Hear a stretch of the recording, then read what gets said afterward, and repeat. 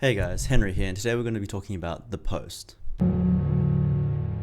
The Post is directed by Steven Spielberg and stars Hollywood juggernauts Meryl Streep and Tom Hanks. It is based on the true story of Katharine Graham, played by Meryl Streep, the first female publisher of a major American newspaper, The Washington Post, as she struggles with a decision of whether or not to expose the American government's military failure during the Vietnam War. This movie is surprisingly relevant today, but with this whole wave of fake news, and its central themes deal with the morality of not disclosing all the information to the public, and as the media, or as the newspaper at that time, being the fourth estate and keeping the government and leaders of the country in check. This movie really explores the politics that go on behind the scenes regarding a huge decision like this. It's not just simply black and white. There's a lot of politicking. There's a lot of relationships that could be fractured. There are a lot of business decisions that need to be considered. And of course, the fact that the government could go after you and threaten you and put you in jail. The arc of Meryl Streep's character as Katharine Graham, it was sort of surprising to me, and it was actually quite satisfying. It wasn't some typical attempt to portray Katharine Graham as this strong, independent woman from the get-go, and that because she is a woman, she's strong and she can just do whatever she wants, which of course is the ideal. But the film is really nuanced in the way that it shows her progression, and it shows that in that period, women were not typically in places of power, and her being in this position was extremely new and it was scary to her. It shows her progression throughout the stages. It shows at the beginning of the film, she feels out of her depth. She doesn't feel comfortable with her position. She needs a lot of hand holding. She needs a lot of help. But as you see throughout the film, as she interacts with more men, as she starts to gain confidence over her power and her position, she starts to take a more firmer stance, and instead of,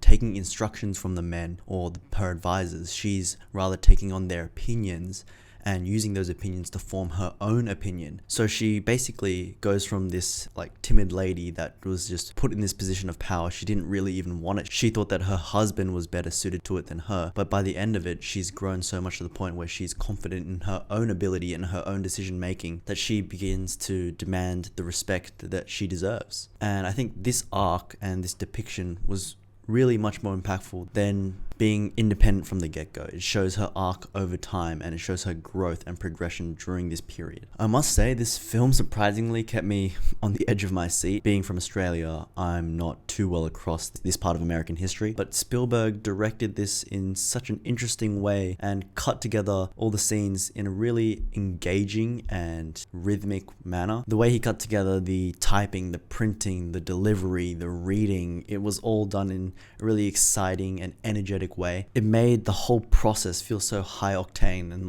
fast and furious.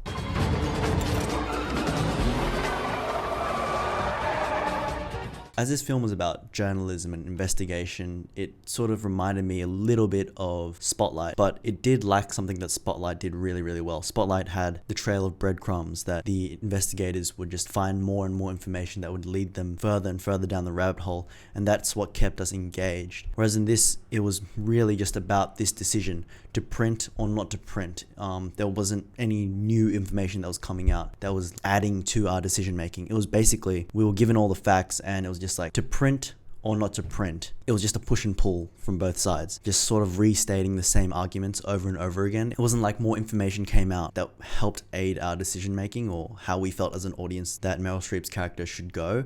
It was just the push and pull, and it was constantly just repeating the same points over and over and over again. And because the arguments sort of stayed the same and stagnant, it didn't really raise the stakes of the film. It was sort of just the same thing at the beginning all the way to the end, with just different characters saying the same thing on either side. So all in all, I do think The Post is a solid film, but it is just that. It's a solid film. It's a good movie. I enjoyed watching it in the theater, but it's a movie that I know I've seen it and I don't need to see it again. It's not a movie that I'd go out of my way to watch again. If it's on TV, I'm not going to watch it again. I'm just going to flick right past it. Thank you guys for watching this review. If you liked it, please be sure to give me a big thumbs up. And if you want to see more reviews by me, be sure to hit that subscribe button to see more film and television reviews. If you've seen The Post, let me know what you think in the comments, and I'll see you guys next time.